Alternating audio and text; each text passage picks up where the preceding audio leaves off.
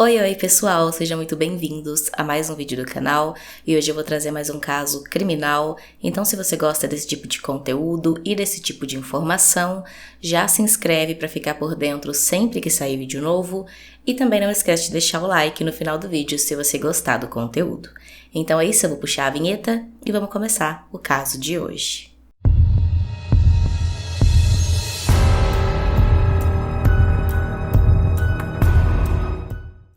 Natalie Mary Bollinger tinha 19 anos na época do caso e vivia em Broomfield, no Colorado, com a sua mãe Rose, o seu padrasto James e outros 5 irmãos. Ela fazia faculdade de enfermagem, desde novinha ela sempre teve muita paixão por essa área da saúde, então logo que terminou o ensino médio, ela ingressou nessa faculdade e ela foi descrita como uma jovem um pouco mais quieta, ela não tinha muitos amigos, na verdade ela gostava muito de mexer nas redes sociais, principalmente no Facebook, e então ela tinha alguns amigos online que ela conhecia em grupos aí nas redes sociais. E ela também gostava muito de postar sobre a vida dela ali no Facebook, ela fazia daquilo uma espécie de diário, então ela sempre atualizava sobre coisas que aconteciam na vida dela e sobre também os seus pensamentos. Desde jovem, a Natalie enfrentava alguns problemas bem sérios, como por exemplo, ela sofria de depressão e também era viciada em drogas. Ela fazia tratamento para essas duas questões e é dito que quando ela entrou na faculdade, ela melhorou bastante, ela estava muito animada com os estudos e então ela conseguiu ficar um tempo aí sem usar drogas e também um pouco mais tranquila, um pouco mais alegre e livre ali da depressão.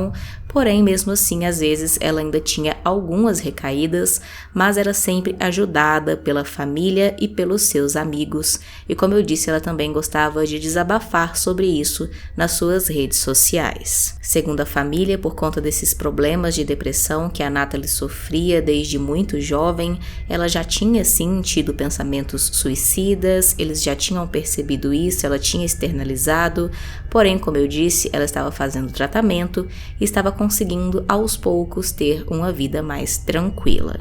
Em 12 de dezembro de 2017, a Natalie, que como eu disse gostava de postar praticamente tudo ali no Facebook, fez um post contando sobre alguns problemas que ela vinha enfrentando por conta de um homem que estaria a assediando na internet. Ela disse que tinha conhecido esse homem há alguns anos atrás, eles tinham se tornado amigos virtuais, porém ele tinha ali alimentado um interesse a mais por ela e quando ela negou esse interesse dele, ele ficou muito irritado, passou a perseguir ela pela internet e também inventar coisas ao seu respeito e as coisas estavam ficando cada vez piores. Nessa postagem, ela disse o seguinte: Ei pessoal, eu tenho um anúncio público. Há um homem, Shaw Schwartz, conheci esse homem quando era jovem. O encontrei há cerca de 2 anos. Para encurtar a história, me tornei amiga dele. Eu o ajudei com passeios e outras coisas. Eu me mudei para Virgínia. Ele atravessou o país para me ver. Dormiu atrás do meu trabalho por semanas. Quando eu disse a ele que não queria mais vê-lo, ele me enviou centenas de mensagens e ligações. Ele estacionou o carro na frente da minha casa, bloqueando a rodovia militar por horas, buzinando. Ele foi preso. Desde então, eu pedi a ele para me deixar em paz, e ele não vai. Ele enviou e-mails por mais de 1 ano, quase todos os dias me assediando, fazendo inúmeras contas até eu bloquear ele novamente. Ameaçou minha família, me disse que vai se matar na minha frente e enviou mensagens de assédio para meus amigos e familiares também. Estou compartilhando isso porque ele está postando calúnias sobre mim em todo o Facebook. Então, se você receber uma mensagem, eu sinceramente lamento. Por favor, ignore-o. Isso só o encoraja quando ele recebe uma resposta. Muito parecido com uma criança. Ele está mentalmente doente e eu estou tentando consertar isso. As acusações que a Natalie fazia contra esse homem, o Shaw, eram muito graves. Ela disse que primeiro ele começou a perseguir ela pela internet, mas depois acabou descobrindo onde ela morava, começou a perseguir ela pessoalmente também, indo no seu trabalho, indo na porta da sua casa, passou a assediar não só ela, mas também seus amigos e familiares. Então tudo isso, é claro, causou um estresse e um medo muito grande nela. Segundo ela, ele até mesmo ameaçou ela, e as pessoas próximas a ela. Então, por conta de tudo isso, ela foi até a delegacia e fez uma queixa contra o Shawn, e com isso ela conseguiu uma ordem de restrição contra ele. Com isso, ele não poderia mais chegar perto dela e nem mandar mensagens para ela online. Depois dessa ordem de restrição que ela conseguiu contra ele, ele ainda continuou mandando mensagens para ela por alguns dias, porém depois ele parou de mandar essas mensagens, parou de fazer ligações, parou de aparecer e parecia que finalmente a Natalie teria paz na sua vida. No dia 28 de dezembro de 2017, 16 dias após a Natalie ter feito aquela postagem no Facebook e também ter conseguido a ordem de restrição contra aquele homem, ela saiu de casa por volta do meio-dia, dizendo para a família que ia resolver umas coisas, mas que não ia demorar muito e que logo estava em casa de novo. Porém, os minutos e as horas foram se passando e a Natalie não voltava para casa. A família começou a tentar contato por mensagens e também ligações, porém não eram atendidos e não tinham nenhuma resposta. Como eles sabiam sobre as perseguições que ela vinha sofrendo daquele homem e sabiam também que ela tinha dito que não iria demorar a voltar para casa, eles não esperaram muito e por volta das 4 horas da tarde eles já entraram em contato com a polícia e registraram o desaparecimento dela. A polícia também teve esse mesmo pensamento de não demorar a começar a procurar por ela por conta daquela denúncia que ela tinha contra o homem, então eles começaram a procurar imediatamente e também logo de cara eles foram atrás desse homem porque ele era o principal suspeito. O homem de 42 anos, então, foi chamado pela polícia na delegacia para interrogatório. Ele disse que não tinha visto a Natalie naquele dia, que tinha dias que não via ela e nem falava com ela, que não tinha nada a ver com o seu desaparecimento e que não estava nem mesmo naquela cidade no dia em que ela desapareceu. Ele estava viajando, estava em outra cidade, até mesmo em outro estado, e só voltou para lá no momento em que a polícia chamou ele para prestar esclarecimentos.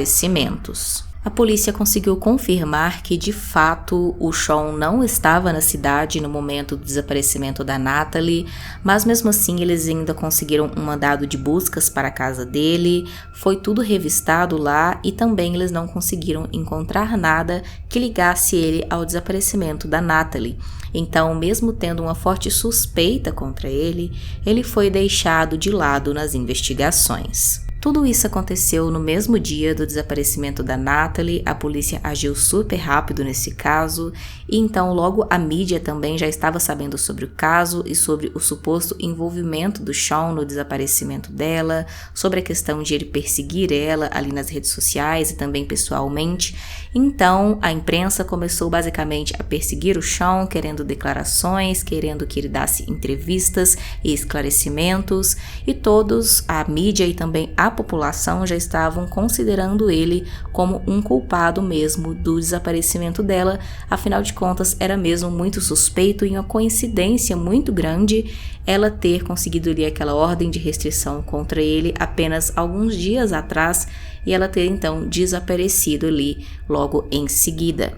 Porém, ele sempre se manteve dizendo que não tinha nada a ver com isso, que não sabia onde ela estava e nem o que tinha acontecido e que todos deveriam esquecer dele e se concentrar em encontrar quem realmente poderia ter feito alguma coisa com a Natalie. Como o Shawn foi deixado de lado como suspeito, a polícia passou a buscar outras linhas de investigações e então, estudando um pouco mais a vida da Natalie, eles ficaram sabendo sobre aquelas questões dela com drogas e também a depressão e passaram a levar em conta que ela poderia ter saído para comprar drogas durante uma recaída, talvez poderia ter tido uma crise de overdose, estar passando mal sozinha em algum lugar ou alguma outra pessoa que que ninguém desconfiasse, poderia ter encontrado ela em uma situação assim vulnerável por ela ter usado drogas e ter feito algum mal a ela. Enfim, eles começaram a pensar ali em várias outras linhas de investigações que poderiam ter acontecido sem envolver o Sean. Ao mesmo tempo, o Sean também começou a postar vários vídeos no YouTube e no Facebook falando sobre a Natalie. Ele dizia que a polícia não estava se empenhando o suficiente no caso dela, disse também que tinha certeza que ela teria tirado a própria vida em algum lugar, porque ela sofria com aqueles problemas todos. Ele acusou os pais dela de não darem a devida atenção que ela precisava. Porém, esses vídeos dele são todos bem estranhos, eu vou deixar alguns trechinhos deles aqui para vocês. Ele está sempre em uns lugares meio estranhos, meio sujos, com muitas coisas atrás. Ele também parece não se importar muito com a sua aparência, e tudo isso fez com que as pessoas desconfiassem ainda mais dele, que ele poderia ter algum envolvimento, mesmo a polícia já tendo descartado, e ele começou a sofrer vários ataques de ódio na internet. Mesmo assim, ele continuou postando vários vídeos, continuou dizendo que tinha certeza que ela tinha tirado a própria vida e ainda se justificou dizendo que, na verdade, o fato de ele ter perseguido ela por tanto tempo era porque ele sabia que ela tinha esses problemas, que ela tinha aí essa vontade de tirar a própria vida, e então sempre que ela se afastava, ele tinha medo de que ela fizesse alguma coisa e ficava sempre querendo manter contato com ela para ver se ela estava bem e se ela não estava aí em algum tipo de crise. Porém, como eu disse, muitas pessoas não acreditaram nessas declarações dele, disseram apenas que ele estava usando a situação para se passar de vítima e para contar a história de um outro jeito, ao qual ele não saísse, como errado, como perseguidor, como stalker. Enfim, tem algumas pessoas que acreditaram nele e outras que não acreditaram. No dia seguinte ao desaparecimento da Natalie, já no cair da noite, a polícia encontrou o corpo dela, infelizmente sem vida, em uma região bastante afastada da cidade, e a causa de sua morte tinha sido um tiro que ela recebeu na cabeça. Ela não tinha nenhum sinal de violência e nem de abuso sexual, porém exames toxicológicos detectaram um elevado nível de heroína e metanfetamina em seu sangue. Imediatamente, então, todos pensaram que ela teria mesmo tirado a própria vida em um lugar afastado depois de ter consumido muitas drogas. Porém, com todos os exames ali que a polícia faz durante as investigações, eles puderam concluir que o trajeto ali do disparo que foi dado na cabeça dela não coincidia com o que poderia ser um tiro dado por ela mesma, e sim teria que ter sido outra pessoa que tinha efetuado esse disparo. Então eles classificaram a morte dela como um homicídio e não um suicídio. Tudo estava cada vez mais confuso. No início, a polícia e também a população tinham certeza que teria sido o Sean que teria tirado a vida da Natalie por ter sido recusado por ela. Depois, todos pensaram que poderia ter sido ela que tirou a própria vida. E agora a polícia diz que não, que teria sim sido um homicídio, mas que não teria sido o Sean. E toda a cena ali do crime também era muito estranha. Não parecia que a Natalie tinha resistido a nada, não tinham sinais de luta, de agressão, de abuso, nem nada, como eu disse antes. Parecia apenas que ela tinha aceitado que iria morrer ali naquele local e alguém tirou a vida dela, e tudo isso era extremamente estranho. Alguns meses se passaram e a polícia manteve as investigações em sigilo. A população estava com muito medo, sem saber o que tinha acontecido. O caso dela estava completamente envolto em mistério, então isso causou ali muita curiosidade nas pessoas que sempre pesquisavam para acompanhar o caso, para ver se tinha saído alguma nova notícia.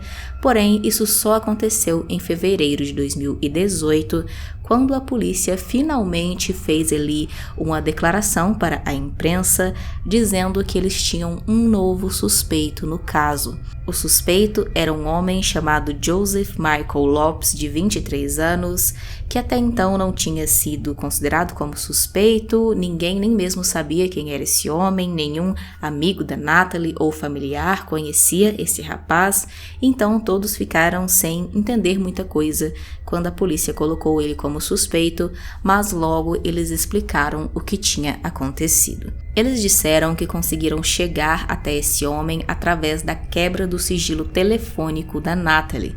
Através dessa quebra do sigilo telefônico, eles conseguiram ver que ela tinha trocado inúmeras mensagens e também muitas ligações com esse homem no período de 1 mês antes da morte dela. Eles chamaram então esse homem para interrogatório para ver qual era a ligação dele com a Natalie, o que eles vinham conversando com todas essas mensagens e ligações, e então o homem, surpreendentemente, disse que tinha conhecido a Natalie cerca de 1 mês antes mesmo da morte dela, através de um site onde as pessoas faziam anúncios meio estranhos quando as pessoas queriam algum encontro ou alguma coisa um pouco fora da lei.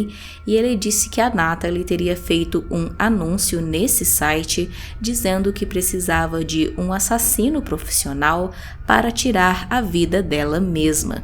Ele disse que viu esse anúncio, ficou intrigado com isso, entrou em contato com a Natalie fingindo que era um assassino profissional e começou a conversar com ela. Ele disse que ela contou então a ele sobre todos os seus problemas, com depressão, com drogas e tudo mais, e a vontade que ela tinha de já não estar mais nesse mundo, de tirar a sua própria vida. E então eles começaram a conversar bastante, ele começou, segundo ele, a tentar desencorajar ela a fazer isso, porém ela disse que já estava certa, que já tinha pensado muito e que realmente queria que isso acontecesse, e então por fim eles acabaram marcando ali a data, né? Ela escolheu a data do dia 28 de dezembro de 2017 para que isso acontecesse. O Joseph apresentou 2 versões dos fatos. Na primeira, ele disse que na verdade não tinha sido ele que tinha tirado a vida da Natalie. Ele disse que ele buscou ela na casa dela por volta do meio-dia, no dia 28 de dezembro. Eles então dirigiram por vários lugares ali distantes da cidade para ela escolher um lugar que ela quisesse, né, para que ela perdesse a sua vida. E ele disse que durante todos esses trajetos ele tentava convencer ela do contrário, para que ela continuasse viva, porém ele percebeu que não ia adiantar muito ele tentar convencer ela, porque ela tinha usado muitas drogas e não dava ouvidos para o que ele falava. Ela apenas continuava afirmando que queria manter o plano e queria que ele tirasse a vida dela e que ele deveria fazer isso porque ela iria pagá-lo para que ele fizesse o serviço. Ele disse que mesmo assim ele se recusou a fazer isso, então ele acabou parando o carro ali em uma região afastada e disse para ela que não iria fazer. Ela então ficou com muita raiva dele, desceu do carro, foi ali para o meio do mato sozinha e, segundo ele, ela teria então atirado em si mesma nesse momento, mas ele não tinha nem mesmo visto o que tinha acontecido. Porém, essa versão não era verdadeira porque não foi encontrada a arma do crime junto com a Natalie, e se tivesse sido ela que tivesse tirado, naturalmente a arma teria que estar ali. Além disso, teve aquelas questões, né, da trajetória da bala que foi estudado e realmente falavam que não tinha como ter sido ela. Ao ser confrontado então com essas incoerências, o Joseph acabou admitindo que tinha mentido, que tinha sim sido ele que tinha disparado contra ela e contou toda a verdade. Ele manteve a versão de que eles dirigiram por vários lugares até chegar àquele ponto onde ela disse que poderia ser ali. Então eles desceram do carro, sentaram-se um pouco ali no chão e começaram a conversar. Ele disse que eles ainda se ajoelharam e rezaram juntos, e depois então ela disse que queria que ele fizesse logo aquilo, então apenas ela ficou ajoelhada, ele se levantou e fez ali o disparo contra ela. Ele disse que tudo aconteceu do jeito que ela queria, que ela que disse que queria que fosse daquela forma, em estilo execução, com ela ajoelhada de costas para ele. Depois de cometer o crime, ele então voltou para o seu carro e, enquanto dirigia de volta para sua casa, ele jogou a arma fora, ali no meio da estrada mesmo, no meio do mato. Depois ele foi para casa e foi trabalhar normalmente. Apesar de muitas buscas terem acontecido, a arma do crime nunca foi encontrada e o Joseph disse que tinha sido a própria Natalie que tinha levado a arma e que era a arma que ela tinha pegado do namorado dela. E realmente depois esse rapaz percebeu que a arma dele tinha sumido da sua casa. Apesar de ele ter dito no início que a Natalie pagaria ele para cometer esse crime, no fim das contas ele não recebeu nada por isso. Ele disse que apenas fez isso por ela porque ela queria que ele fizesse, mas não recebeu nenhuma quantia em troca. Para a polícia, na verdade, o Joseph era um homem que já tinha vontade de tirar a vida de alguém, e então ele viu na Natalie uma oportunidade, já que ela estava procurando alguém para tirar a vida dela e ele estava procurando alguém para tirar a vida, então ele aproveitou disso e foi lá e realizou o seu desejo sem querer dinheiro ou nada disso em troca. Em dezembro de 2018, aconteceu a primeira audiência do caso e o Joseph acabou aceitando um acordo onde ele se declarou culpado pelo homicídio da Natalie e assim não correria mais o risco de receber a prisão perpétua. Com ele se declarando culpado, não precisaria mais também haver um julgamento, já que ele já estava admitindo a culpa e restava apenas então aguardar para ver qual seria a pena que ele receberia. Ele acabou então sendo condenado por homicídio em segundo grau e recebeu a pena de 48 anos de prisão. Na sentença do Joseph, o pai da Natalie, Ted Bollinger, acusou o Joseph de tirar vantagens de sua filha e também disse que ele e toda a família Bollinger não concordavam com o acordo que tinha sido feito e que, na verdade, eles queriam mesmo era que ele recebesse a prisão perpétua. Ela estava vulnerável e drogada. Você premeditou isso. Atirou brutalmente e matou o meu bebê. Eu pedi olho por olho. Você foi protegido. A família Bollinger não teve voz nisso. Isso é um acordo com o diabo. A família deixou bem claro que não acreditam na versão apresentada pelo Joseph. Eles dizem que a Natalie tinha sim essas questões com depressão e também com as drogas, porém ela estava fazendo tratamento e estava conseguindo melhorar. E para eles, na verdade, foi o Joseph que encontrou ela ali através das redes sociais, se aproveitou do estado vulnerável em que ela estava, porque ele percebeu, através das postagens que ela fazia. Afinal de contas, como eu disse antes, o Facebook dela principalmente era como um diário onde ela colocava toda a sua vida, todos os seus pensamentos e seus sentimentos. Então a família acredita que ele percebeu essa vulnerabilidade dela, se aproximou, se aproveitou disso e acabou convencendo ela de deixar ele tirar a sua vida. A polícia nunca divulgou o conteúdo das mensagens e ligações trocadas entre a Natalie e o Joseph, então não dá para saber ao certo o que eles conversavam, quem disse o que para quem estava querendo convencer quem. Porém, a família dela não acredita nessa versão, mas foi tida como oficial ali pela polícia, de que realmente ela teria feito aquele anúncio. O anúncio não foi encontrado, mas segundo a polícia e também o Joseph, isso é porque a Natalie excluiu o anúncio à procura de um assassino depois que ela encontrou o Joseph. O Sean, que foi bastante envolvido em todo esse caso desde o início, continua gravando vídeos para o seu canal do YouTube, falando sobre várias coisas do seu dia a dia e também ainda sobre a Natalie, e também continua levantando aí, várias questões, porque muitas pessoas acreditam nele quando ele diz que na verdade só estava querendo estar por perto dela para ajudá-la. Já outras pessoas acham que não, que ele só inventou isso depois de tudo que aconteceu para tentar se sair como certo na história. De qualquer forma, se vocês tiverem curiosidade, é possível encontrar o canal dele aqui no YouTube com o nome Sean David. Deixe aqui nos comentários a sua opinião sobre esse caso, se você já conhecia e se não, se achou interessante conhecer. Também deixe aqui, usando a hashtag sugestão, um caso que você acha que seria interessante eu trazer para o canal. Se inscreve se não for inscrito, deixa o like. E é isso, até o próximo vídeo.